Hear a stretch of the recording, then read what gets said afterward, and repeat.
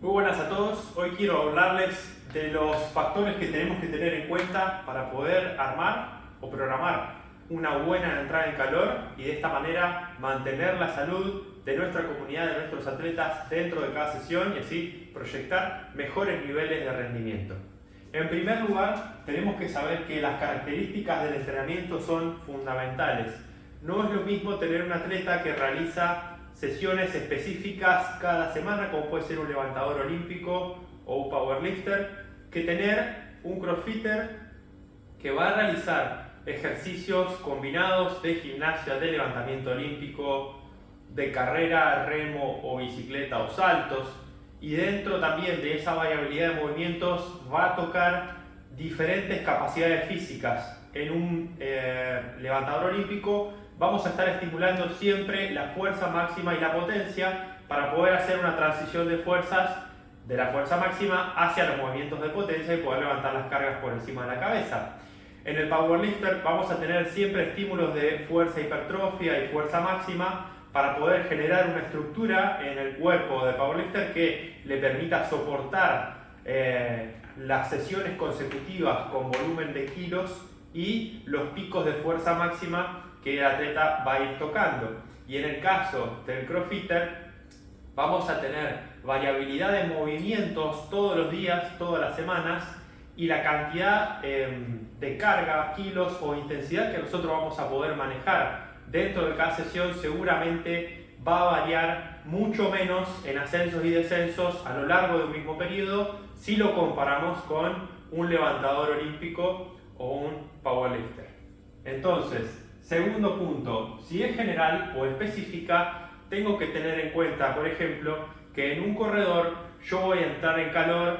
más que nada todo lo que es la masa muscular de los miembros inferiores. Voy a activar la zona media, voy a realizar algunos ejercicios como pueden ser la sentadilla libre, algunas estocadas, algunas elongaciones dinámicas o con rebotes, y de esa manera voy a buscar estimular la musculatura que voy a usar luego para correr y también activar la zona media, y trabajando los rebotes voy a buscar que esa carrera de mi corredor aproveche la capacidad de rebotar y pueda después trasladarlo en el entrenamiento a una mejor absorción de los impactos en cada carrera y entonces mantenerse mejor durante la sesión. En el caso de un crossfitter que puede llegar un día y tener un entrenamiento que tiene mucha variabilidad de movimientos, me voy a enfocar en hacer una entrada en calor mucho más general. Por ahí voy a hacer algunos ejercicios de sentadilla libre, otros con barras, otros con kettlebells o con dumbbells, que pueden ser ejercicios derivados de otros más complejos como los que vemos en la metodología del levantamiento olímpico. Y además ese día, si tiene algo de carrera o remo, voy a utilizar ese ejercicio específico y voy a poner pequeños estímulos de ese ejercicio dentro de la entrada en calor. En la parte general voy a estar cubriendo las necesidades de ese día y aparte voy a generar otros efectos a nivel fisiológico como son el aumento de la frecuencia respiratoria, el aumento de la frecuencia cardíaca, el aumento del flujo de sangre hacia los músculos más generales o más específicos que voy a estar estimulando según el ejercicio que utilice. Voy a mejorar la activación del estímulo que viaja del sistema nervioso central hacia los músculos para que todos los músculos que yo tengo que usar después en el entrenamiento estén activados. Por otro lado, si tengo el caso de un atleta de CrossFit pero que quiere hacer un día un entrenamiento específico de levantamiento olímpico o más específico de levantamiento olímpico, seguro voy a poner algo general en la primera parte de la entrada en calor, donde puedo trabajar la liberación miofascial de los músculos que estén sobrecargados, la capacidad elástica y los rebotes de los patrones de movimiento que voy a utilizar después en el levantamiento olímpico. Voy a trabajar con el elemento, un volumen amplio de repeticiones, tal vez series de 10, 15 repeticiones, simplemente con la barra o con un disco para estimular en esos patrones de movimiento de manera general los músculos que quiero estimular. Pero luego en la segunda parte de la entrada en calor, es la parte específica, voy a estar trabajando con el elemento, haciendo la subida de las cargas y voy a ir tocando snatch y clean and jerk o arranque y envión, como ustedes conozcan los nombres. Voy a ir tocando de manera específica esas cargas para ir estimulando bien los patrones de movimiento, que el cerebro sistematice esos patrones de movimiento, que el sistema nervioso central sistematice en qué dirección envía el estímulo nervioso para activar los músculos que yo realmente quiero utilizar en esa sesión, y a medida que voy subiendo las cargas, entonces voy a ir teniendo un estímulo mucho más específico de los ejercicios que después voy a hacer dentro del entrenamiento principal. Ahora, en términos generales,